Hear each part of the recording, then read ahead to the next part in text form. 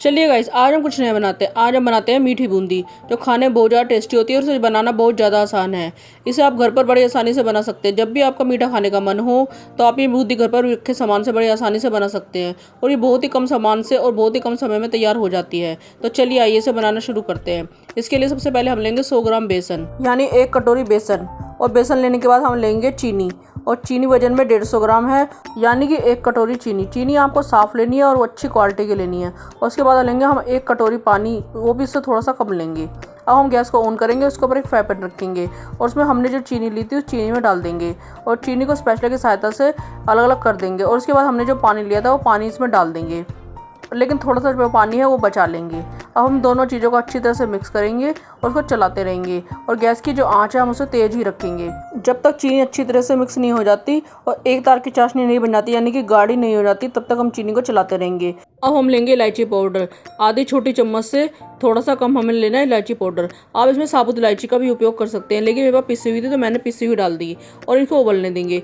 अब हम लेंगे एक नींबू और नींबू को हम छोटे से टुकड़े में काट लेंगे और जो छोटे से टुकड़े को हम इसमें चाशनी में डाल देंगे और उसको उबलने देंगे। नींबू का टुकड़ा डालने से ये होता है कि जो हमारी चाशनी होती है वो ठंडी होने के बाद भी जमती नहीं है। अब इसको प्लेट से कवर करके उबलने देंगे।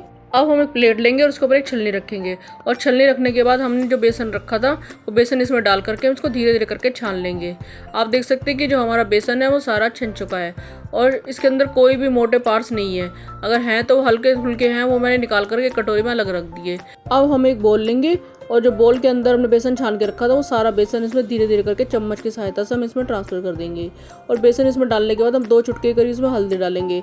हल्दी डालने से इसमें हल्का सा कलर आ जाएगा, और क्योंकि मैं बाहर का जो कलर है वो यूज़ नहीं कर रही। इसके बाद हम बेसन में हल्दी को मिक्स करेंगे और उसके बाद लेंगे हम थोड़ा सा पानी और पानी डाल करके विस्कर की सहायता से हम इसको धीरे धीरे चलाएंगे और इसको एक गाढ़ा सा घोल तैयार करेंगे। पानी में थोड़ा थोड़ा करके ही डालना है, हमें एक साथ पानी नहीं डालना। पानी इसमें आधी कटोरी से कम लगेगा, क्योंकि कई बार मोटा बेसन होता है और कई बार पतला बेसन होता है। तो ये आपके ऊपर डिपेंड है कि आप कौन सा बेसन ले रहे हैं, इसलिए पानी थोड़ा थोड़ा करके डालें, बिल्कुल एक साथ नहीं डालें। और इसका एक गाढ़ा सा घोल तैयार कर लेंगे। तो मैं आपको दिखाती हूँ कि जो घोल है वो कैसा तैयार होना चाहिए, ना तो ज़्यादा पतला और ना ही ज़्यादा मोटा। इसकी जो कंसिस्टेंसी है वो बिल्कुल ऐसी होनी चाहिए जो एक साथ लगातार चम्मच से गिराने पर गिरे। अब हम इस घोल को 15 मिनट के लिए ढक करके प्लेट से रख देते हैं। इधर हम अपनी चाशनी दिया है वो तैयार हुई है या नहीं ये देख लेते हैं। इसे हम एक प्लेट के ऊपर हल्का सा ड्रॉप डाल कर देखेंगे। अगर ये हल्का सा चिपचिपा हो रहा है तो इसको 1 मिनट के लिए और पका लीजिए और इसको अच्छे से गाढ़ा कर लीजिए। हमारी चाशनी तैयार है। अब जो हमारा घोल है वो भी 15 मिनट हो चुके हैं, ये भी बन करके तैयार हो चुका है। और हम गैस पर कढ़ाई रख करके उसमें घी रखा और घी को गर्म होने दिया और उसमें 1 ड्रॉप डाल करके देखा कि जो हमारी बूंदी वो तैर करके ऊपर आ गई है। इसी तरीके से हम पूरी उतारने वाली एक झरनी लेंगे और उसमें थोड़ा थोड़ा करके बैटर डालेंगे। जो पूरी की झरनी है वो हल्का सा कढ़ाई से ऊपर ही रखना है, क्योंकि जब उसके अंदर बूंदी गिरेंगी तो वो एकदम से अलग अलग हो जाएंगी।